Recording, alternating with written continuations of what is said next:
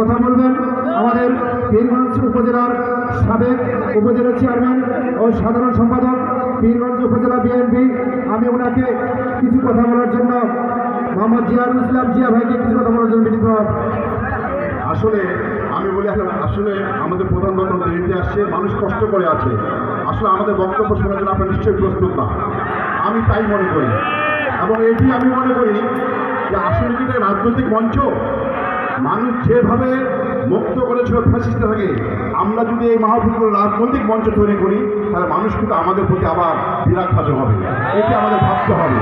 আমি পরিশেষে এই মাহফিলের সফলতা কামনা করে আমি এর বক্তব্য শেষ করছি। সবাইকে ধন্যবাদ। আসসালামু আলাইকুম। ধন্যবাদ জিয়াউল ইসলাম জিয়া স্যারকে। এ পর্যায়ে আমি আজকের এই অতিথিদের শেষ পর্যায়ে আমি নিয়ে এসেছি আমাদের গেস্ট অফ অনার জনাব মোহাম্মদ মিজানুর রহমান মিজান স্যার, সাবেক উপজেলা ভাইস চেয়ারম্যান ও জামাতে আমির। আমি ওনাকে কথা বলার জন্য বিনীতভাবে আহ্বান করছি।